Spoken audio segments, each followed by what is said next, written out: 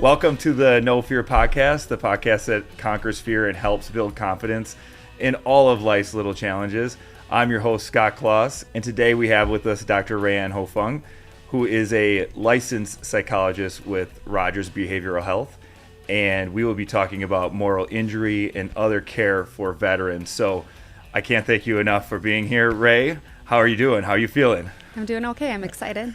Excited? Are you anxious? Oh yeah, I've been quite anxious, but it's turning into excitement. Good. That's what this is all about. So here's an icebreaker for you to lower the nerve. So what were you most afraid of as a kid? Was it monsters? Was it aliens? Was it ghosts? Was it something else? Something else. It was snakes. Snakes? Mm-hmm. Okay. I remember very distinctly when I was 5 years old in the woods with my dad. We were chopping wood because we had a wood burning furnace. And he said, "Come here." And he put this little tiny snake into my hands, and I freaked out, and I've never been able to hold a snake since. It was like a real one? It was a real gag? snake. Okay. It was a snake he found in the wood pile. Okay. And you haven't outgrown that fear yet? Oh, you no. still live with it? Nope. And my daughter loves snakes, so I really pretend hard when we're like in the reptile place at the zoo. Yeah. I do a lot of square breathing to get through it, and I don't let her see that I'm afraid, but it creeps me out. Okay. Mm-hmm. All right. Well, yeah, I don't know too many people that love snakes, but, maybe Harry Potter. He did befriend a snake. Yes, so thank you. So you are doing a lot for veteran care. You are yourself a veteran, Mm-hmm. right? When, and what program did you, or what branch did you serve in? I was in the Army National Guard. I joined when I was 17, so I went to basic when I was a junior in high school, between my junior and senior year. 3 days after I came back from basic training, 9/11 happened. Wow. Yes. And so I lived my senior year in fear as I watched all of the people that I met while I was at basic training start to get deployed overseas. I served for 9 years and was a truck driver at first. So I know how to drive a 5-ton. I've parallel parked a 5-ton. I can back a semi-trailer. And then I went into the communications signal branch, and I deployed to Iraq in 2009. Okay. Wow, I didn't know it was that timing was that is crazy. Shaped my whole life. Yeah. Mm-hmm. So right now you are a licensed psychologist and you're doing a lot of big things for veteran care. I know you're super passionate about it, but there's one thing that specifically stood out with our conversations, and that's the concept of moral injury. Yeah. And I don't think that's a term that a lot of people know about. And would you just explain what moral injury is and, what it means? Sure. I want to kind of back up a little bit to talk about my passion for trauma psychology. And so when I went back to school to become a trauma psychologist in pursuit of helping veterans, I narrowly focused in on PTSD. And we know a lot about PTSD. But along the way, I stumbled over this concept of moral injury.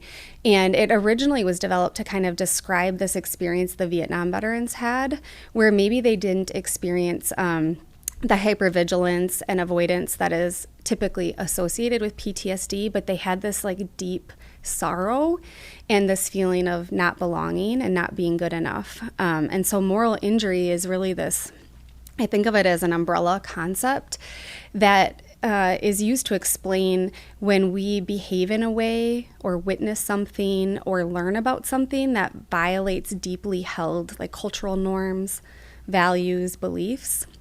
And it leads to this wound and this pain.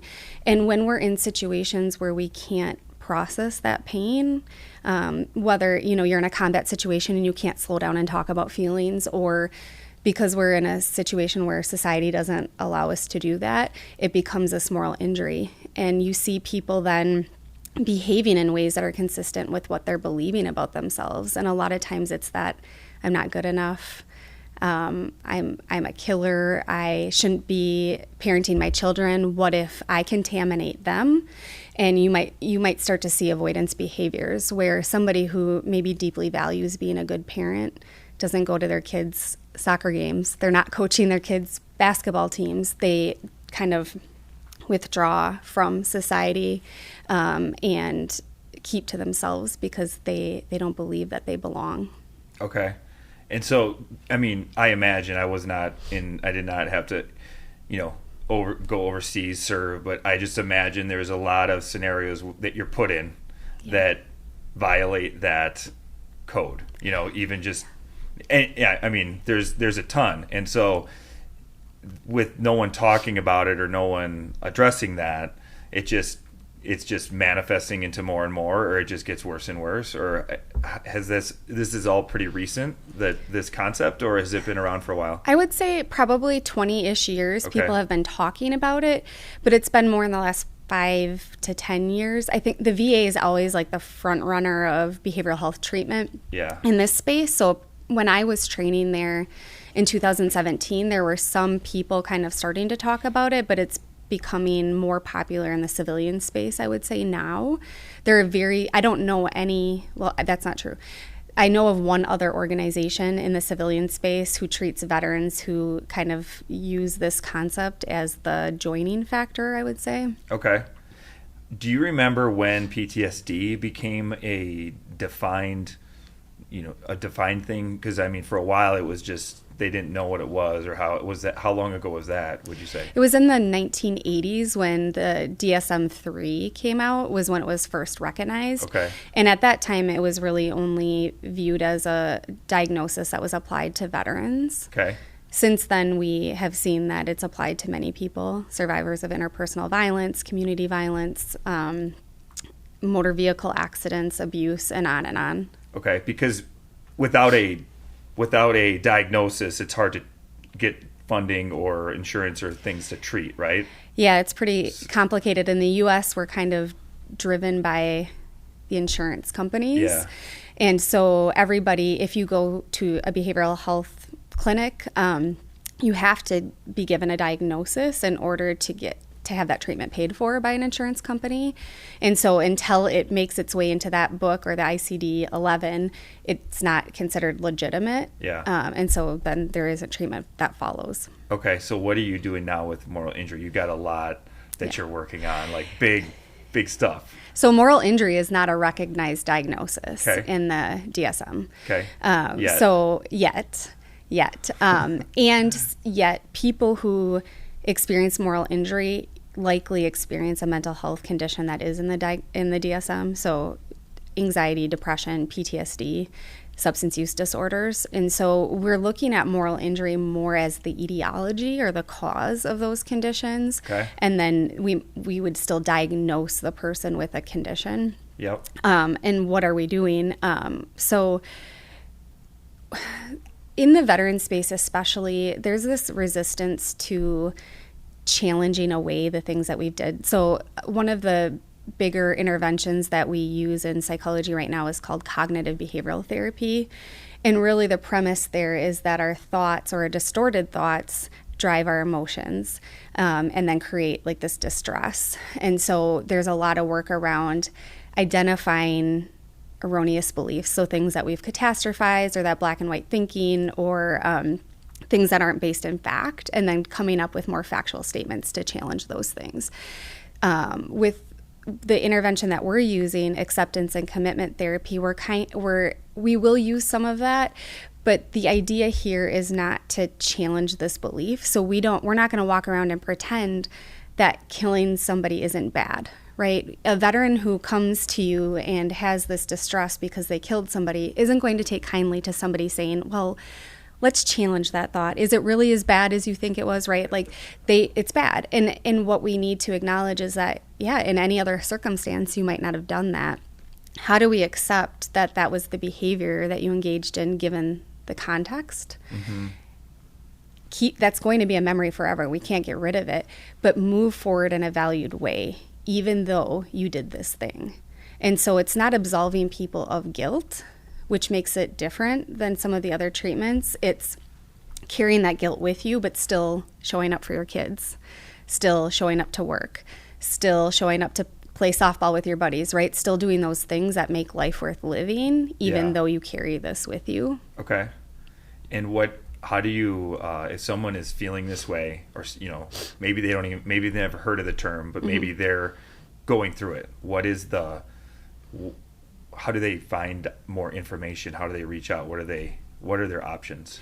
I always think the National Center for PTSD is a wonderful resource. So They have a website that's well developed. They have a section there for people who are consumers, and they have a section for people who are professionals. So just typing in moral injury and clicking on that link is a really nice way to just get some didactic information about the condition.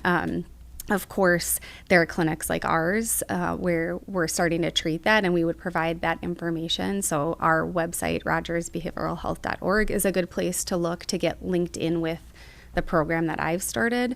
And there are, of course, always books, different places. Yeah. What is the program you started?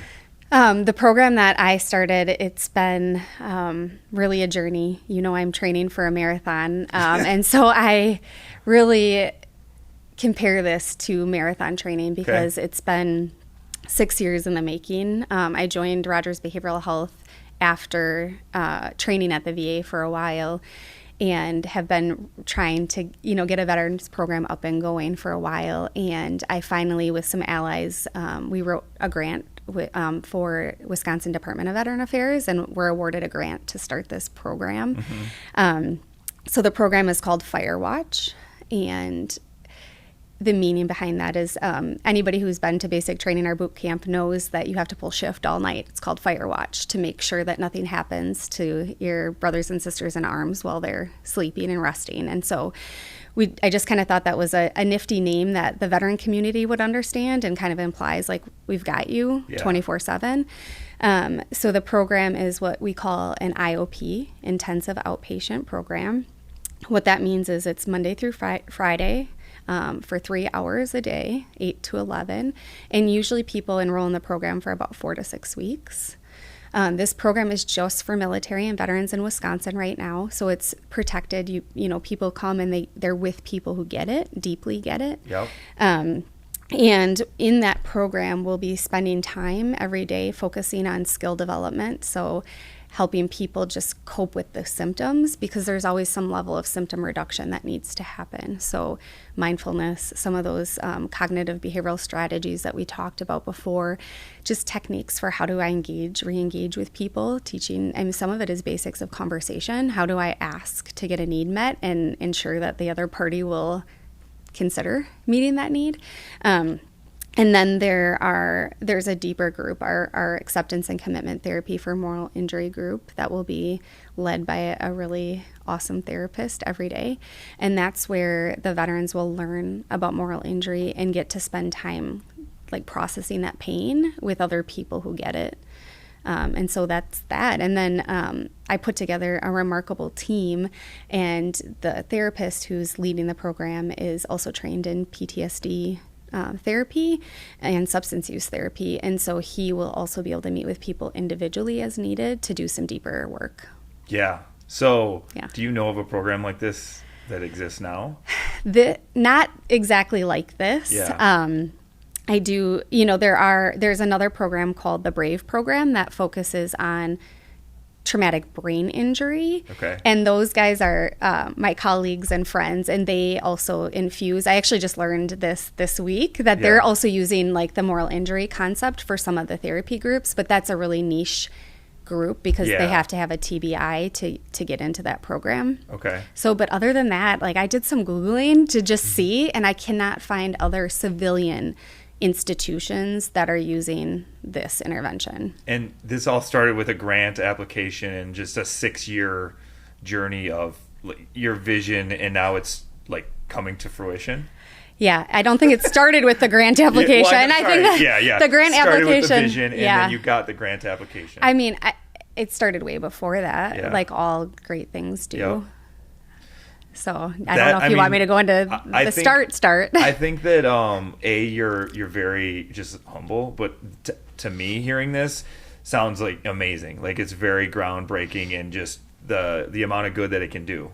And so, how do people apply to be in this program, into the first one, or what's the max amount of people? How does that work? Yeah. So I think it's really important first to say that the way that we define veteran is a definition that my colleague, Dr. Greg Burek, who's a Marine Corps veteran and a psychiatrist, the way he defines it, which is if you've ever served a day in uniform, you're a veteran to us and you're welcome. Okay. That's important to know because there are federal definitions of what it means to be a veteran and a lot of red tape for veterans getting services if they don't meet specific qualifications. So we're not following federal definitions. We have the liberty to be a lot more inclusive. And so if people have served, they're welcome. They would call, we have an admissions number on our website, again, rogersbehavioralhealth.org, and they would call that and they would just state, I'm a veteran looking to get into the veteran program or Firewatch or whatever it is. Mm-hmm. They would answer some questions about their mental health, the symptoms that they're experiencing, and, some background. And then our team would review the case, and then they would get a call back saying, come on in. Nice. And it's a virtual program right now because we want to provide access to all of our veterans in Wisconsin. And we know there are a lot of wonderful resources in the greater Milwaukee area, but once you start getting north of Madison and north of Fort McCoy, it's harder because there are just fewer resources. The towns are a lot smaller, and so we want to provide access. And our foundation has committed to sending Chromebooks and hotspots to people who might not have technology to be able to tap in. So I want to say that too. I don't want technology to be a barrier for anyone. But yeah, so they would call in. We'd make sure that they have the right technology to get started. And then they would, the day that they're admitting, they'd come in at 8 o'clock in the morning virtually, and they'd meet our behavior specialist, and they'd get started with programming. Okay. When does this start? The program launched last Wednesday. Oh, wow. Yeah. Okay. We had a huge celebration this past week with a bunch of local veteran providers, people who also care about serving veterans, to just kind of celebrate the opening. And we had our first call yesterday. I talked to my first veteran who wants to come. That was really exciting. I won't share details about that person's experience for confidentiality, but let's just say her story ties into the work that I've done throughout my life. I don't think I told you that my dissertation was on military sexual trauma. Okay. So I wrote 300-page dissertation on that. And that's another part of this whole picture. So there's a lot. Yeah. And how long does it go? Does everyone start at the same time? You get a certain amount of people? Or that's a great question. It's rolling admission. Okay. So we want to be able to serve people the moment that they need it. Cool. We know that typically when people have the courage to call for help, you need to capitalize on that motivation in that moment. And so my goal would be you call today and we get you in tomorrow if you're available to do that. And so they'll be just joining people who've already been in the program. And I love that because then they can hear the stories of how this program is helping people who've been in there for a little bit. And the people who've been there can model, some of the skills that they've learned and the sharing, because it's hard to open up and share. Yeah. And it helps newer people kind of dive in a little quicker. Yeah, that's super cool. Yeah. I didn't know that. I was thinking it was like a cohort or something where you went 6 weeks or 8 weeks or something. But okay, so that's amazing. So now you're just accepting people to come and and another important piece, I don't want to get into the insurance details, but veterans and military people who are listening need to know this. Yeah. That we are accepting, any commercial insurance that people may have. We know that about 70% of veterans do not get VA services. And so there's this huge group of veterans that are out there that can't qualify for the awesome mental health care that the VA has. So we want those folks to come on in. We also just, after several years, became contracted with TRICARE West, which is huge. It's a huge celebration. And Wisconsin will be a part of TRICARE West in 2025. We're also contracted with TRICARE East Select. So people who are listening will know what that means. Okay. But so we have, ways for people to get in. We also, a couple years back, I was brave and stood up in front of hundreds of people at our gala and shared some of my story and background, and we raised money specifically for a veterans grant. And so we do have some money for people who are veterans and military who are low income and might not have insurance. So we have ways to get almost anybody in that wants to come. Yeah, you'll find a way, it sounds like. I'll do everything in my power. I do not make promises that I can't 100% keep, but I will do everything. I'll exhaust every option. Okay. Mm-hmm. You mentioned in there the concept of just the fake events and what your brain's doing and all that. I mean, that's the premise of this whole podcast. Yeah. So you know it at a psychological and a level deeper than most. I have experienced it along with you, everyone. Mm-hmm. I'm curious as to, this is a big, like, they call them big, hairy, audacious goal. Like, this is just like a big goal that you at one point was probably seemed unattainable. Mm-hmm. So take yourself back to that time when you had the idea, when you were just like, man, this is really needed. What was going through your head of the reasons why you shouldn't or couldn't do it, or why it won't work, or like, what were you telling yourself? Always, I'm not good enough. Yeah. I won't be able to pull this off. Nobody will want to come to something that I build. Like, these are the stories I tell myself. Yeah. I don't know if there's enough energy around this. I don't know if there's an appetite for it, right? It's all of these things. How do I get funding for it? I can't possibly do that. I've never written a grant before. Nobody will accept my grant. Like, I'm not inspiring enough, right? So it's all of this. It's like a million things. Mm-hmm. So if someone was having those thoughts on their goal, what advice would you give them? Stay connected to the reason why. Yeah. And I have a couple reasons why, and one is my friend Sean. I don't think I told you about him. Yeah. He was my childhood best friend. And I joined the Army first. So I joined the Army, like I said, when I was 17. And a couple years later, he joined too. And he teased me because he outranked me, even though he joined. He was active duty after me. And he did 2 tours overseas. And he lost his life to an overdose a few months after I got back from my deployment. Mm-hmm. And he is one of the million reasons why. But when I think about when I got on that stage to raise money for that grant, it was Sean that I was carrying with me. But it's not just him. It's, when I was deployed, there was a soldier that I was helping who was experiencing a psychotic break. There is a soldier that I was helping who was experiencing an eating disorder relapse. And so it's them. I connect back to the why. And that gives me courage, to keep moving forward and to try anything that's within my means to make this happen. Because if there was something like this, maybe Sean would still be here, right? Yeah. When the why is big enough, the how you'll figure out. Yeah. So just get a bigger why. Yeah. And that's have awesome. a lot of help doing it. Yeah. Because you can't do something like this alone. Your speech, your gala speech, how did that go? What was going on there? Because that sounds not like something you are just like naturally excited for. Every time I've been in front of cameras probably hundreds of times. Yeah. And every time I feel incredibly nervous. Yeah. So of course I went early. I was on the stage practicing my speech over and over and over.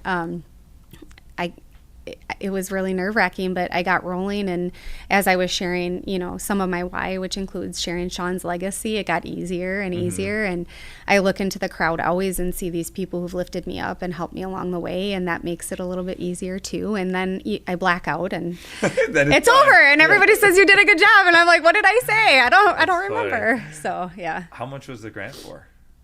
I think we raised, it was $150,000, I think. That's amazing. So they just do this thing while you're talking. They're like, donate money, and people are just... What's the plan for ongoing funding? For this program? Yeah.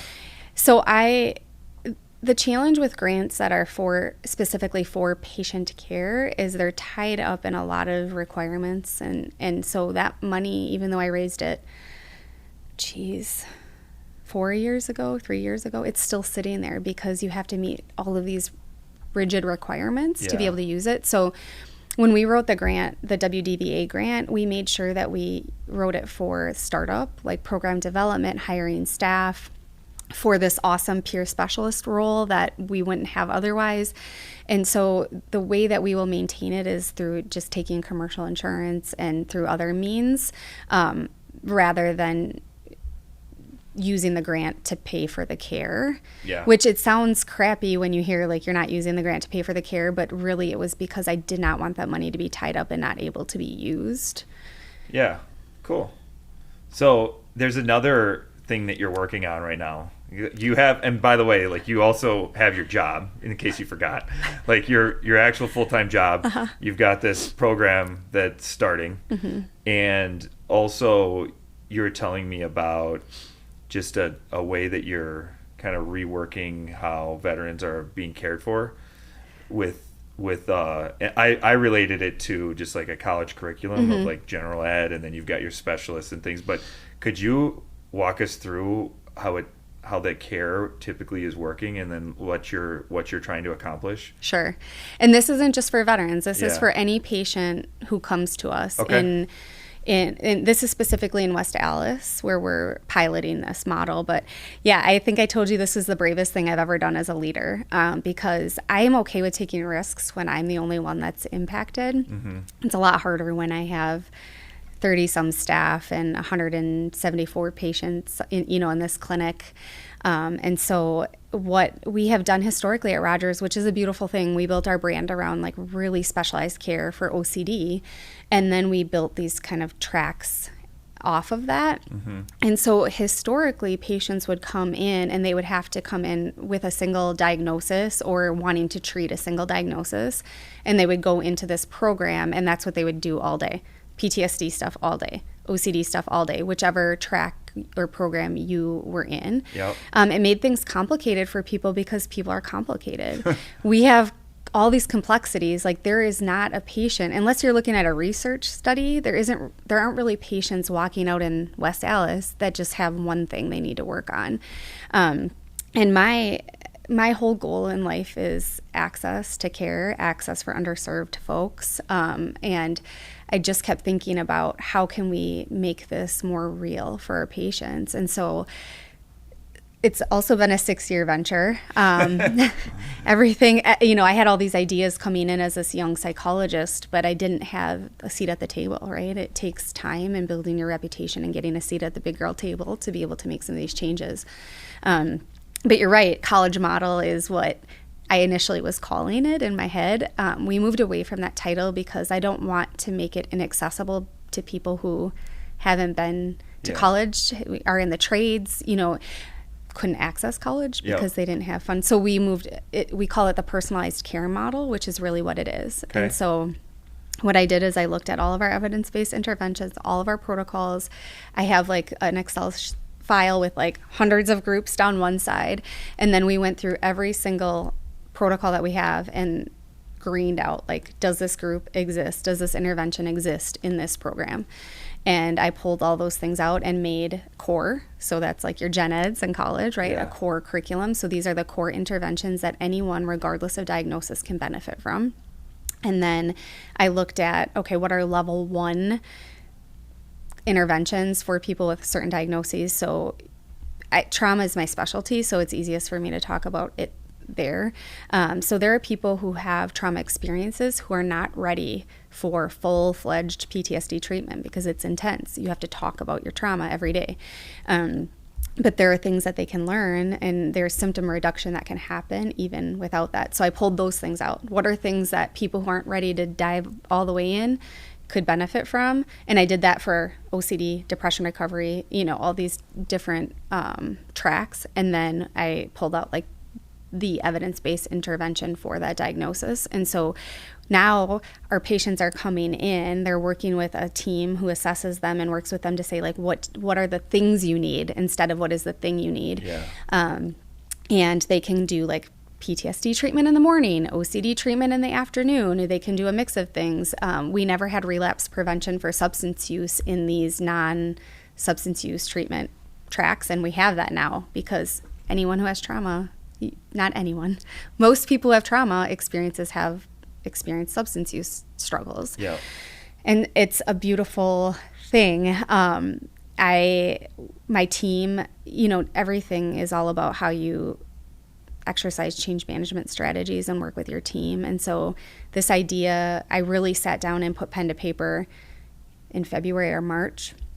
But then the 12 therapists and the other leaders that are involved in it, I shared it with them and ask for their feedback. And we've been going back and forth for months and months. And so by the time I told them, okay, we're launching on September 3rd, they were anxious.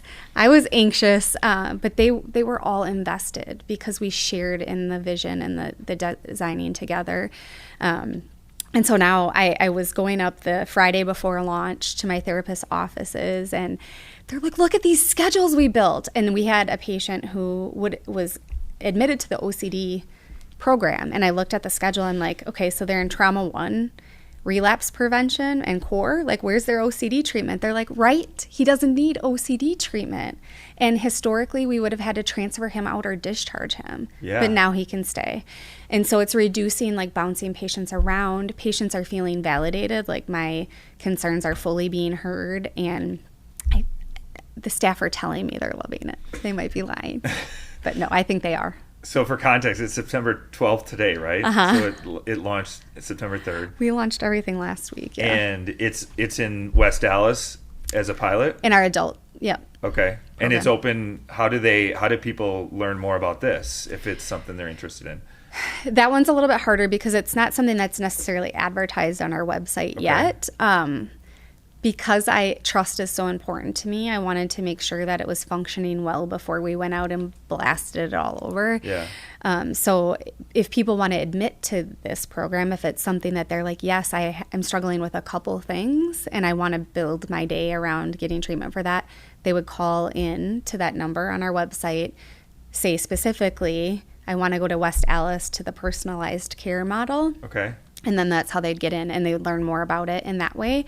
We're also always willing to give tours or have conversations with people beforehand if they need more information to make the decision. So one thing that came to mind in that is just the concept of the authorship is ownership. You know, you weren't just going in there and saying, this is what we're doing. It's like, hey, this is my idea. What are your thoughts? And you got everyone's buy-in.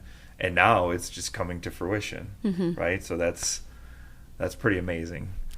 And it's always planting seeds before. I've been talking about it with people for a long time, right? And now some of those people that I've mentored are in some of these leadership positions, and it's pulling them in to be a part of the change. Yeah, absolutely. Yeah.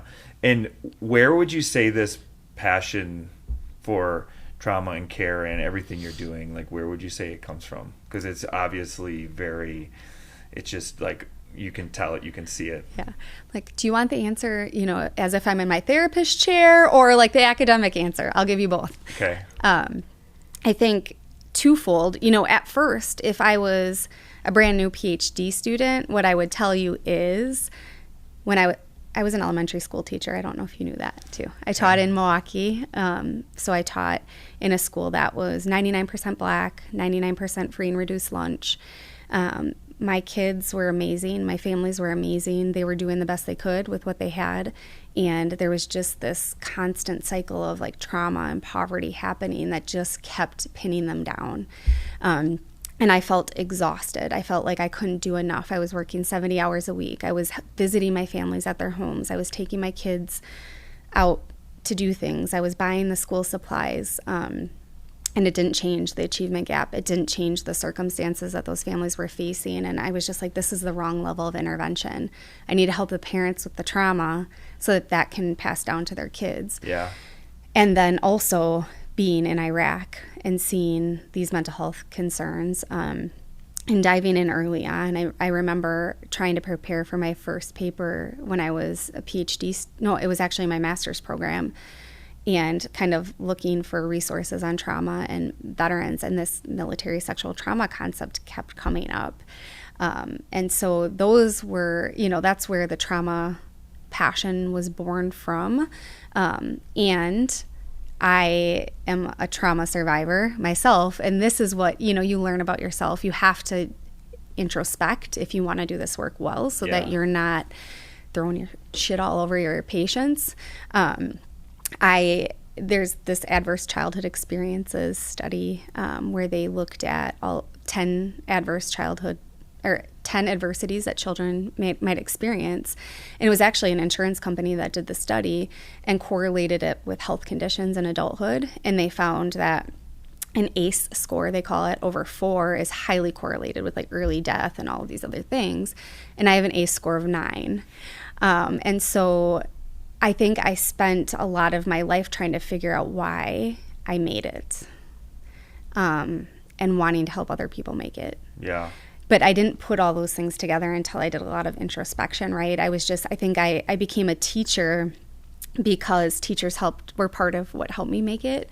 And now looking back, it's like this whole, my life's journey led me to this point. Yeah. Everything. Yeah, you can feel it. And I have the luxury of coaching with you, basketball, girls, 6th graders.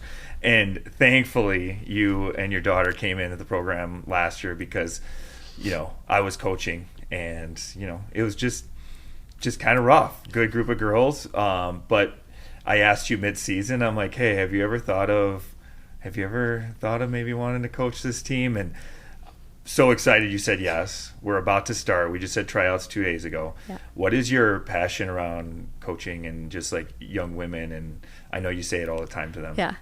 First, I want to say, since this is the No Fear podcast, it wasn't an easy yes. Yeah. That not good enough stuff came up. Not good enough. Like Scott was a college athlete. Scott's coached, high school level basketball. There's no way that I can contribute in the way that you did. There's no way that I can be good enough. I've never coached before. And so your persistence helped me have the courage to say yes, because you were talking to me about what the girls really needed. Mm-hmm. And that leads into my passion for like helping empower young women. So when we have basketball practice, right, we always start with a character message, and we talk about things like courage or kindness and how those things matter on and off the court.